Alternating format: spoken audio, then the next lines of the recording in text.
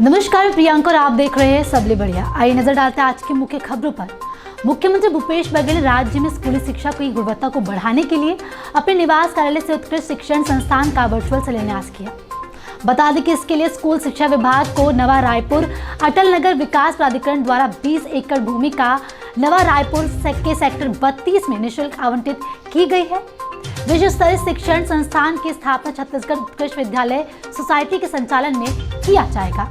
उत्कृष्ट विद्यालय सोसाइटी के अध्यक्ष मुख्यमंत्री और स्कूल शिक्षा मंत्री इसके उपाध्यक्ष होंगे। सोसाइटी में सदस्य सचिव और अन्य 7 सदस्य नियुक्त किए गए हैं। विश्व स्तरीय आवासीय शिक्षण संस्थान को कक्षा 6 से 12वीं तक कुल 760 छात्राओं के लिए विकसित किया जाएगा। परिसर का निर्माण विकास 2 चरणों में किया जाएगा। उत्कृष्ट शिक्षा संस्थान परिसर परियोजना के प्रथम चरण निर्माण के लिए सोसाइटी द्वारा 49.52 करोड़ रुपए की प्रशासकीय स्वीकृति प्रदान की गई है। मुख्यमंत्री के निर्देश पर उत्कृष्ट शिक्षण संस्थान के निर्माण कार्य की अवधि 12 माह रखी गई है। इस अवसर पर स्कूल शिक्षा मंत्री डॉक्टर प्रेमसाय सिंह टेकाम सहित अन्य वरिष्ठ अधिकारी उपस्थित थे। प्रदेश में 9 सितंबर को राष्ट्र कृमि मुक्ति दिवस का आयोजन किया जा रहा है।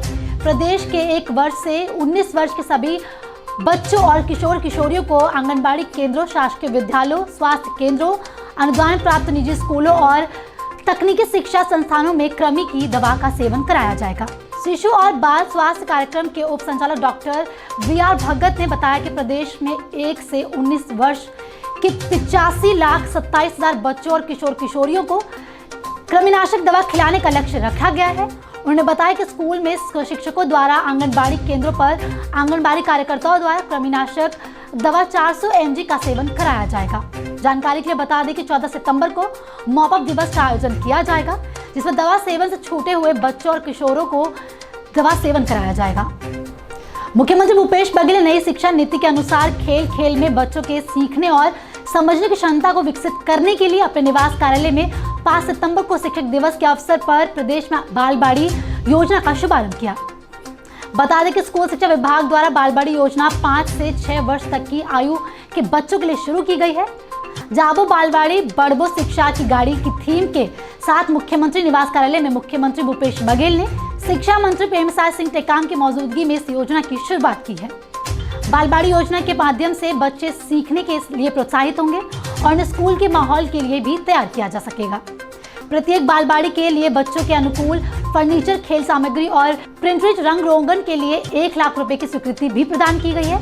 इस अवसर पर कृषि, जल संसाधन, पंचायत और ग्रामीण विकास मंत्री रविंद्र चौबे सहित अन्य वरिष्ठ अधिकारी उपस्थित थे।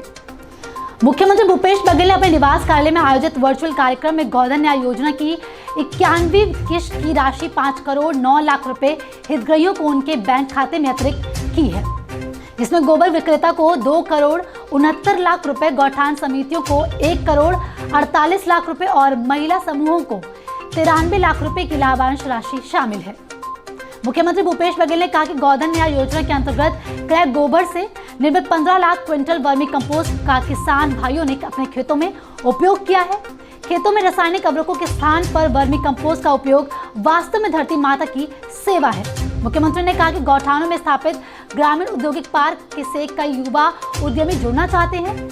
हमें उन्हें अवसर देना चाहिए, जिससे गांव में रोजगार बढ़ेगी, लोगों की आय में वृद्धि होगी।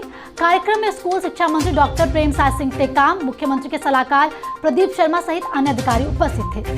अभी के लिए इतना ही, जल्द लौटते हैं दूसरी खबरों के साथ। तब तक बने रहे सबले बढ़िया के साथ।